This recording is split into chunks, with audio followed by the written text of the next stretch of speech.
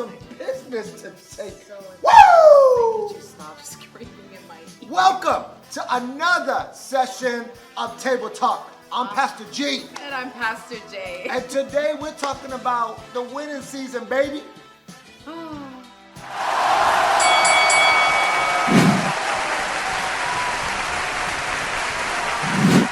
You know, in our life, we have so many things that are going on. We have ministry, we have our finances, we have our family. And so often we have so many things that are going on, and we're trying to figure out how we could get on top. You know, a lot of people always ask me, how do you balance your life with so much on your plate? It's really not that hard. One of the first things that we do, yes, we put our family ahead of anything. Next is our ministry. It's so important that if your home is not in order, then how can your ministry be in order? How can God use you if there's a little bit of dysfunction in your home? So we're really huge on just gaining order within our home first, right? Yeah. And then next is our Ministry. It's important that you walk with God and that you know your calling and what God has called you to do. What's the next one? Yeah, listen, just going back to the family portion, we can only take people to the level of where we are. So how can we talk about having a functional environment, having children that are respectful, having order in the house for someone else when that's lacking in your own home? Listen, we talk about the Rivera win at the Rivera household. We want to have a winning season because we want to have a clean house. That's a winning season for us. We want to have a respectful environment in our home. That's a winning season for us. It is a winning season. We implement it all the time. So if a kid sees, one of our children sees a sock on the floor, what do we say? Can y'all go pick that up? And then they say, but that's not my sock. And then so we say, do we want a clean house? And they say, yes. And then we say, well, it's the family win if you go pick that sock up, whether it's yours or not. At that point, when our household is in order and our home is winning, then we could go and win at ministry. Oh my goodness, how good is it to win souls as a family?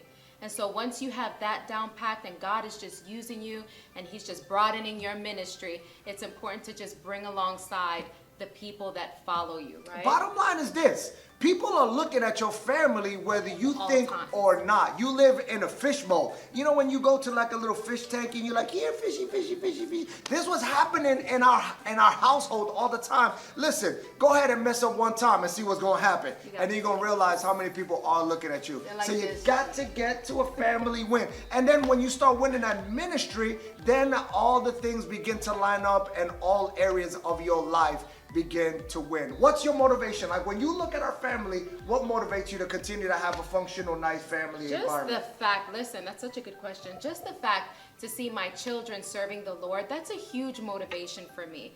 There was a time where maybe it was a little rocky, it was a little shaky. And listen, we're just as human as you are. So when things seem to go just a little bit shaky, know that we stopped what we were doing. We prayed for our family, we gained unity, and then we just rocked the house. That's right.